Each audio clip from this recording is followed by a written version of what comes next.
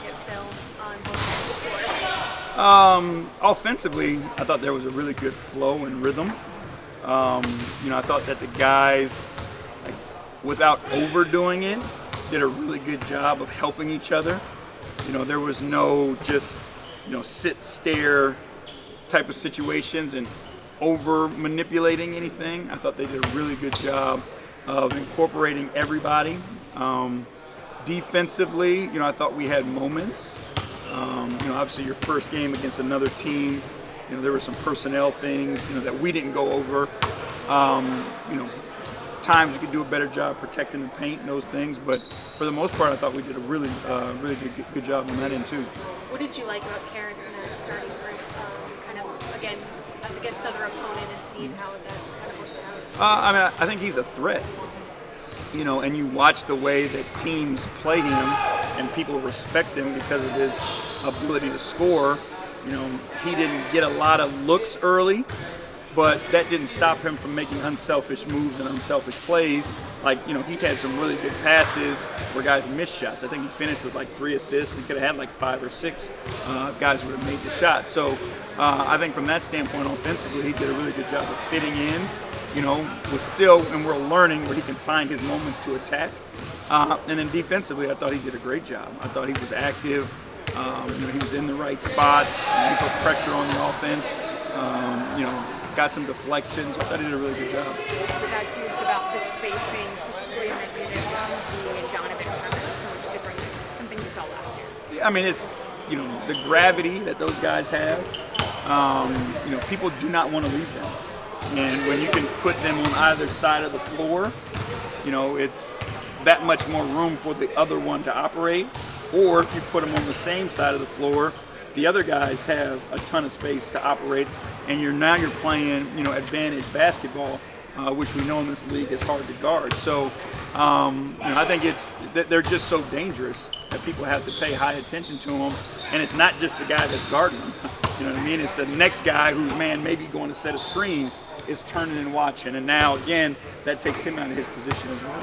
Donovan's never really played with a top type big like Kevin Love out there. How do you see that type of player opening up his game? I saw a little bit of that last night. Yeah, I think they played well together because they understand how to play basketball. We're not through the course of the game, looking to go into standstill, call a set every single play down. So the more guys that you have out there who understand how to play, and you can put them in different two-man situations and that type of stuff, like that's what we're looking for and that's what we're working towards. But two intelligent guys who have the ability, to make shots and pass the ball, that's going to put a ton of stress on defense as well. JP, I asked Donovan about this the other day, but you guys, first and foremost, are always an offensive team that's being anchor hats on, but you have the potential to be explosive offensively. Once you guys kind of find it, do you see this squad you have becoming one of the more balanced teams in the league? I think so. There's no reason why we shouldn't be. If we reach our capabilities, if you just look at the talents that we have on both sides of the ball, if we reach our peak, there's no reason, we shouldn't be one of the most balanced teams offensively and defensively in the league. And last night you saw Isaac using his physicality a lot to get to the free throw line. Is that something you're encouraging to do more of just because you get a little bit more comfortable as a shooter overall? Yeah, we just want him to be aggressive and play to his strength. And again, ever since we've watched Isaac play, one of his strengths has been getting to the paint. So, he's built like a machine, like he can take hits but deliver hits as well and then continue and finish through that. So, he's got to be aggressive and helping us put points on the board. I know you want to have versatility with your lineups, but do you feel like maybe depending on situation you have like an offensive 5 that you could throw out there or a defensive 5 that you could throw out there, or are you constantly trying to strike that balance? Well, it depends, it's situational.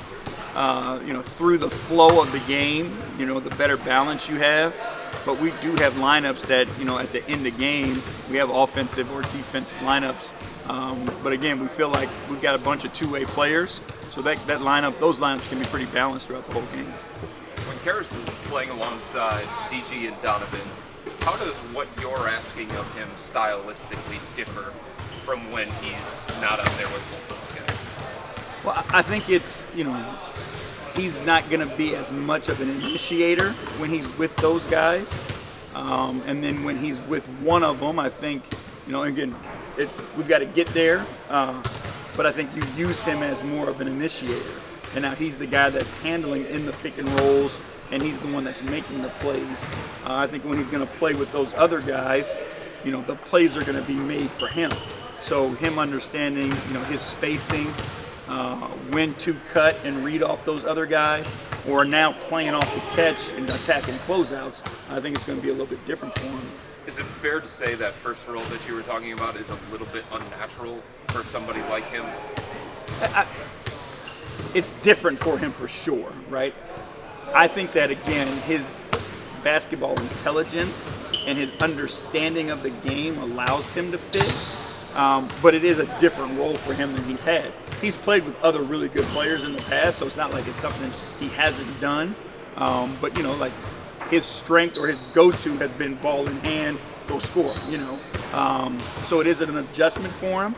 But, I think he's intelligent enough and a good enough player to figure it out. Donovan was talking last night how he hasn't played with a pick and pop guy like Kevin or maybe Royce O'Neal, if you want to go down that road.